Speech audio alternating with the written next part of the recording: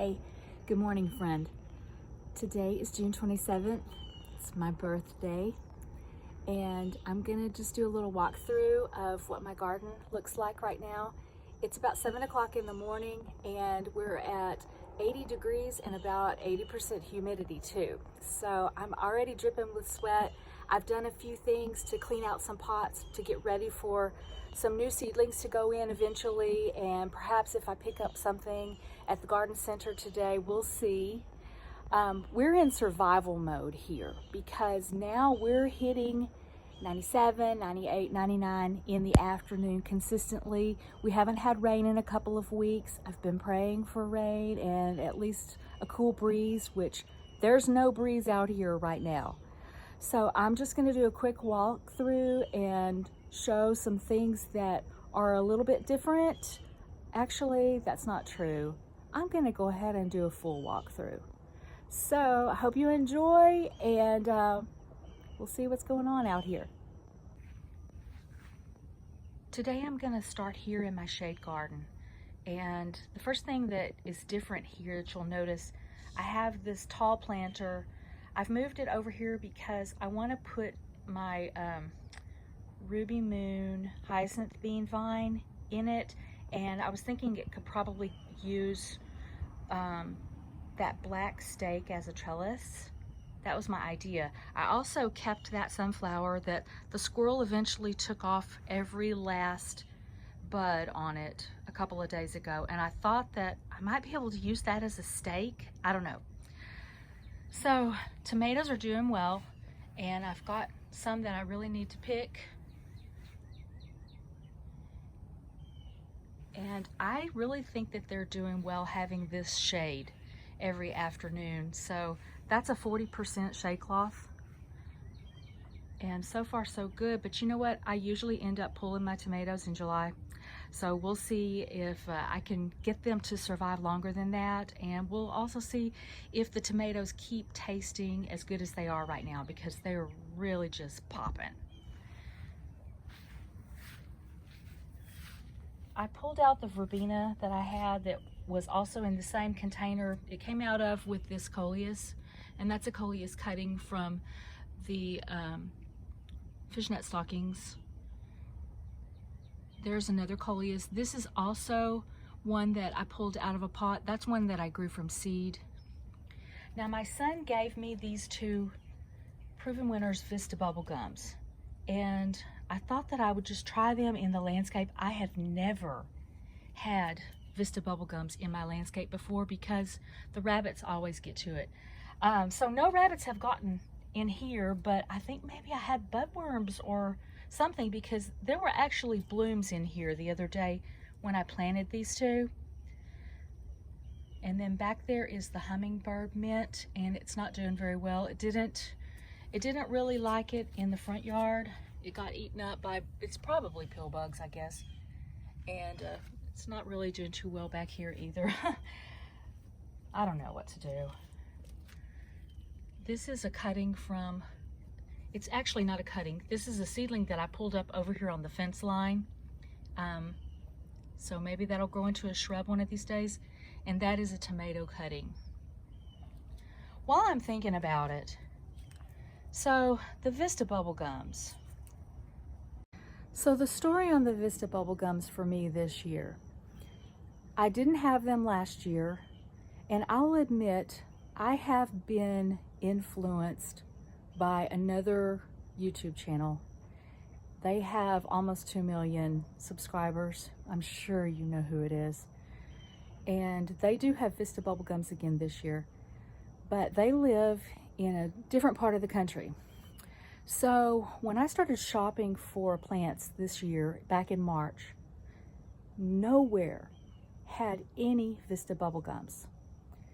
So I kind of longed for them. It was one of those FOMO situations. And finally I just came to peace about it, that I wasn't gonna have them this year.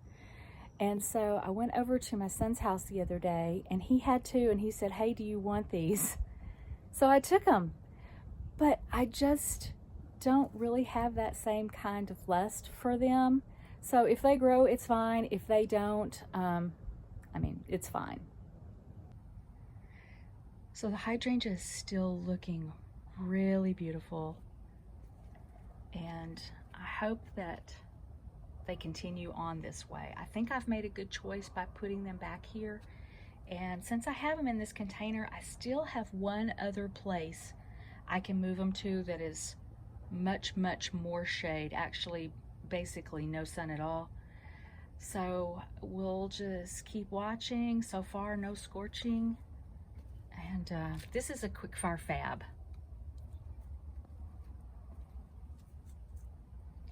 And then here's something fun.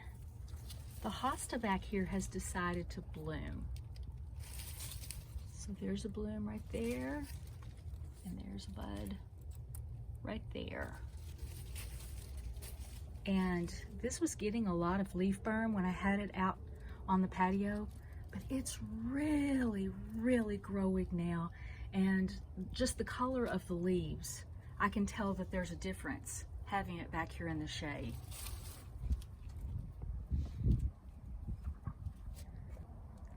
This is the lemon coral sedum. It seems to be doing great back here. Those two Yapon hollies are actually putting on growth right now. And here's something new. These are some sempervivums, and I've wanted to try these for a while because they're supposed to be cold hardy down to like zone 3, I think. So I just put these 3 guys in here, and I want this to be their forever pot. So swinging around here, that is part of a mum that I dug up from the front yard that wasn't doing so well, and that's its cousin right there. And then, you know what? These petunias have actually put on a little bit of growth, and I know my other my other petunias are starting to play out, but we'll see if maybe these can stay back here in the shade and hang on until the fall.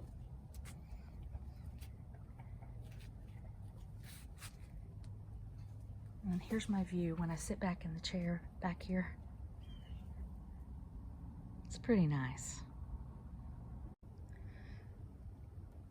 So pretty much the rest of my garden is the same, except for I have moved some things to give them a little extra shade protection in the afternoon.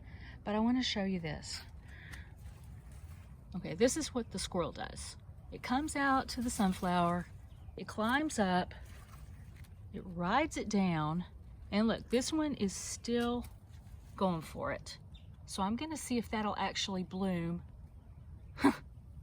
Crazy. But that's what they do. I just try to minimize the damage as much as I can and plant more sunflowers than I actually want so that they can actually come in and they can take a few if they want. Here's the meteor shower verbena. No, sorry, that's a verbena bonariensis. It's not the proven winners patented one. There's also gomphrena and zinnia here, and there is some milkweed down here. It hasn't bloomed yet.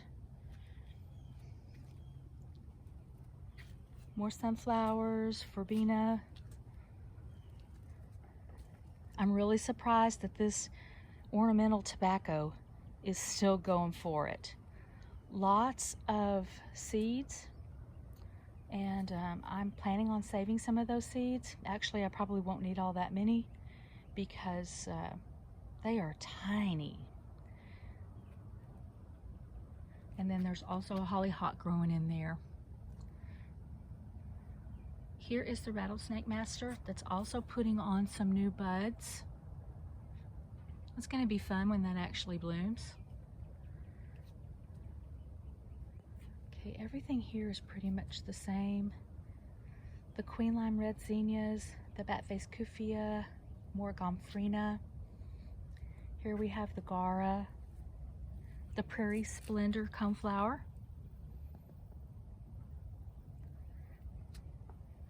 poppies are still blooming.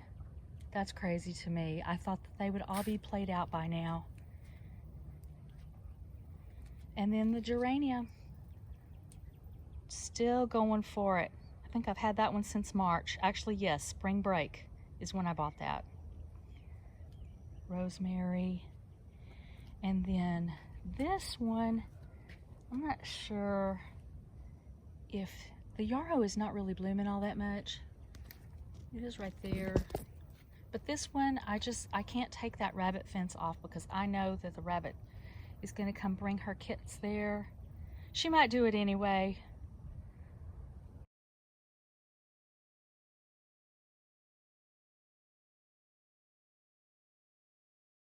This guy may have bloomed during the night and then closed back up already.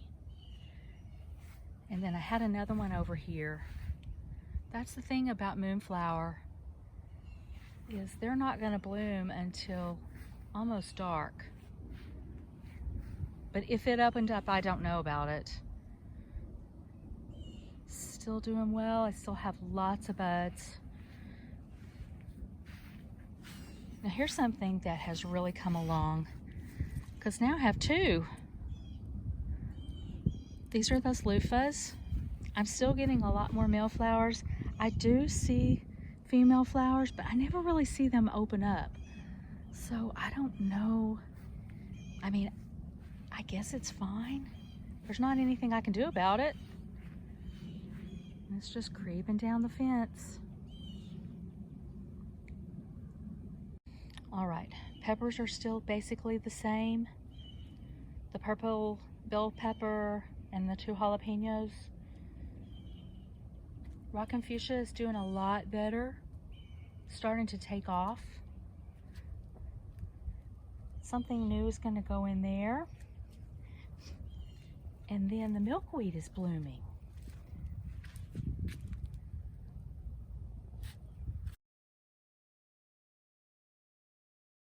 I did put some more cosmos seedlings, and there's a basil. Now the green bean patch. I pulled all those carrots this week, and they were really only about pencil thin. It was the poorest crop of carrots you've ever seen. I was way too embarrassed to even film it. So now this is a green bean patch, plus a couple of tomatoes, cosmos, and sunflowers.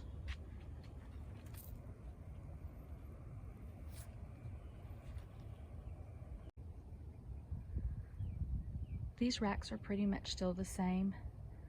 I can tell that the Vista Jazzberry is kind of getting tired. The verbena, I'm tired of it. But the sweet potato vine doesn't get tired. Nor does the coleus and the basil. And the anise hyssop, all doing well. This purple sweet potato vine is just gorgeous, especially with the black-eyed Susan there behind it. I think that's turned out to be a really good combination. I have to remember to do that again next year. Chives are growing wild. The parsley is loving its life. So's the dill.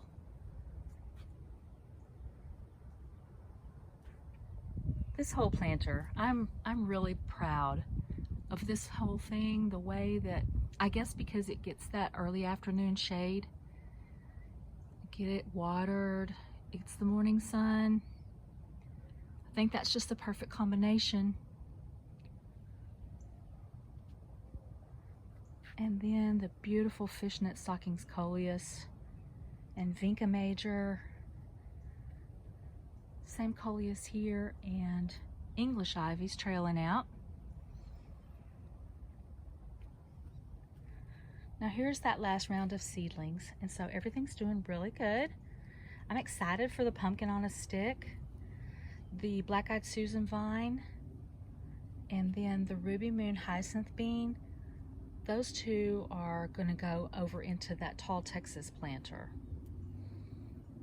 And here's what I do for survival. I move everything that I can possibly move over up next to the house so that it starts getting shade about 2 o'clock. The one thing that I'm a little iffy on still is this dahlia. And it's growing, it's just so super slow. And I kind of want to put something else in that container because I really like that container.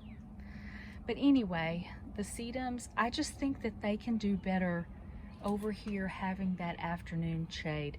Since they're such small containers, it's really, I know they don't need that much water, but still they do need water. So we'll see if they start looking any different. And then I do have that same coleus that came from seed, the elephant bush, the sansevieria, and then this little bloom flower is just going to take its time right there. I did find some snails in my thyme the other day, and I really need to sprinkle some diatomaceous earth in there. And then the last one for this tour is this purslane. Love. And volunteer tomato. All right, that's it for final week of June survival mode. And so thank you so much for joining me today, and I will see you in the next one, and we will see what can survive in July. Bye, y'all.